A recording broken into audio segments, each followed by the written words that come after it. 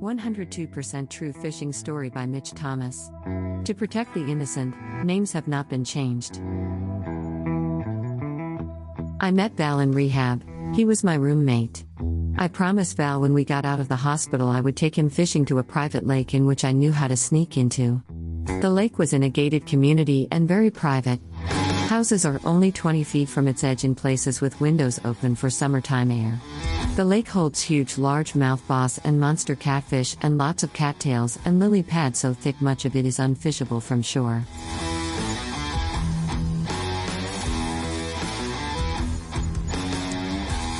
A few weeks after leaving rehab, me and Val set a date and the time I would drive over to his place and pick him up for our fishing adventure. I arrived at his apartment at 4 in the afternoon. That allowed plenty of time to get our gear ready. We can't be on the lake until the dark of night. Val's housemate answered the door and when I asked for Val he started laughing. His roommate, named Mark, invited me in and said Val had started drinking a couple hours ago. He then left to get food but hasn't been back in 3 hours. And then Mark said he was looking forward to our fishing trip and shared how he put new line on his fishing rod.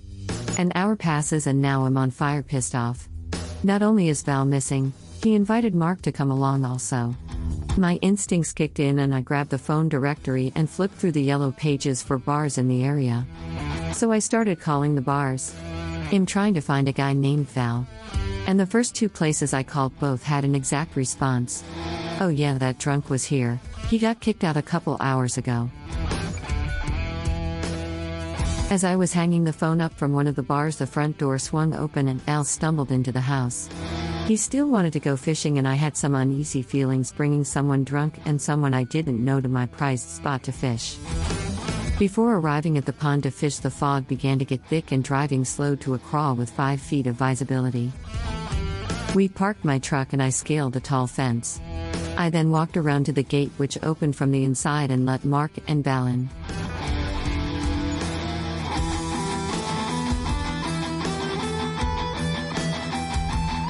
We walked down the path to the lake when Mark noticed the paddle boats tied up at the wooden docks. I vehemently said to him, "Do not touch the paddle boats, they are too loud," and he said he would not. The fog was now so thick you could not see 4 feet in front of you. Val followed me to a spot on the far side of the lake. Mark stopped by the docks and started fishing. Me and Val found a spot to fish and within 5 minutes I had on one of the biggest catfish either of us had ever seen. After releasing the giant I wanted to celebrate but realized I left my cigarettes in the car. Val offered to run through the thick fog to get the cigarettes and stated he would be right back. All he needs is my truck keys. I shared with him to put a rock in the gate so it does not close behind him and he could get back in. I then handed him my keys and off he ran down the path of 4 foot visibility. I could hear the pitter-patter of his feet on the wooden boardwalk fade off in the distance, then without warning it sounded like a bomb went off in the water. I thought those dumbasses threw a huge boulder in the water. The sound was echoing through my head and over the lake. Then there was silence. Around 45 minutes had passed and there was no sign of Val with the cigarettes. It was a serene moment of true peacefulness. The dewdrops gently falling from the leaves creating a subtle rhythm as orchestrated only by Mother Nature.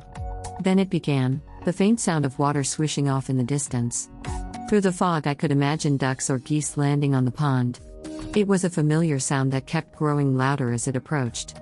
The sound of a paddle boat freshly hoisted from the dock and heading in my direction. Through the fog emerged the image I was hoping to avoid. Val's roommate on a freshly stolen paddle boat he boat jacked at the dock. He was trying to do that loud whispering thing to me and was saying he had to take a piss bad and needed to come to shore. Easy in most lakes, but between him and the shoreline was 20 feet of thick lily pads and vegetation. The sounds of Mark trying to get to shore through the thick vegetation was ominous and echoed off the backyard porches in his haste to get ashore and relieve himself. He had gotten the paddle boat tangled in the web of lily pads. He looked like an insect trapped in a spider's web and was making a ton of noise trying to free himself from all that vegetation. I need a cigarette. Where the hell is Val? I grabbed my gear and took off walking to another section of the lake. I figured it would be a miracle if the police didn't show up after that circus. I found my new spot, cast out 2 rods and once again it was very peaceful out in the fog.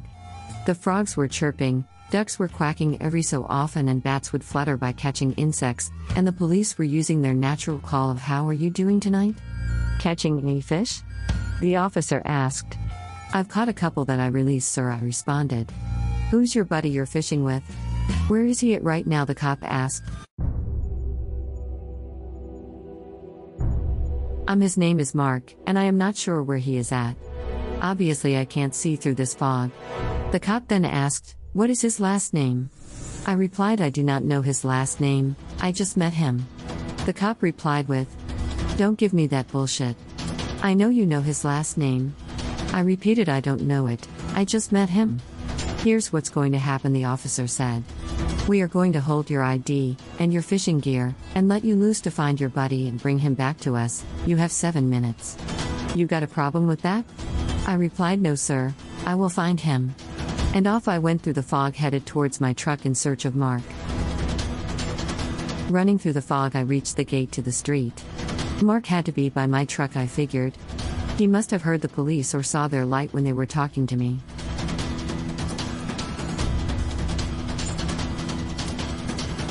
I made it down the path to the other side of the lake and went out the gate towards my truck when suddenly,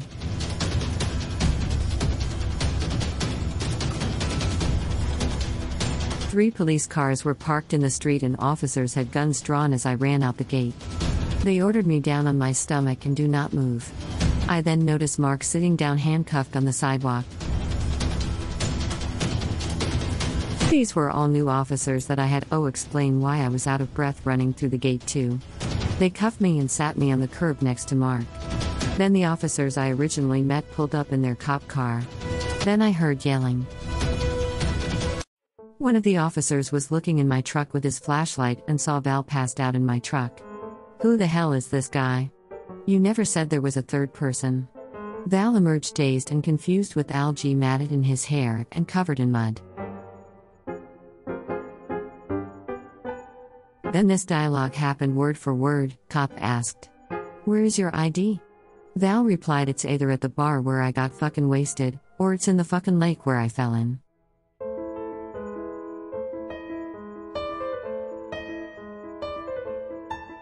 The cops were speechless to Val's honest admission. Then it started.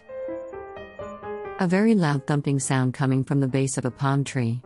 It was violently rattling dried palm fronds, magically moving them up and down on its own.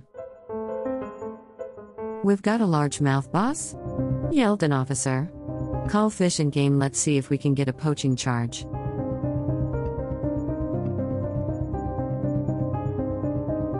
A cop held up the fish and asked, "Whose largemouth is this?" I replied, "You guys searched me before you let me try to find Mark, I had no fish." Then Val chimed in, "I didn't. NTT Devon. Fish, and fucked up into truck." Mark started turning purple with an inner rage he was struggling to contain and yelled out, "Fine. He'll take the blame, fine."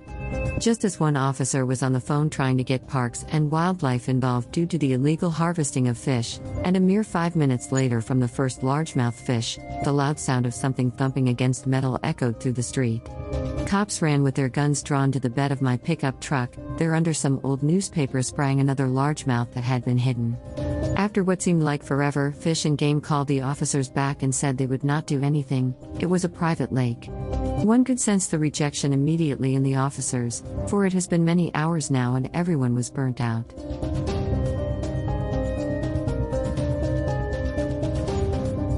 The sun is coming up. Val had 2 warrants, Mark had 3, I had 0.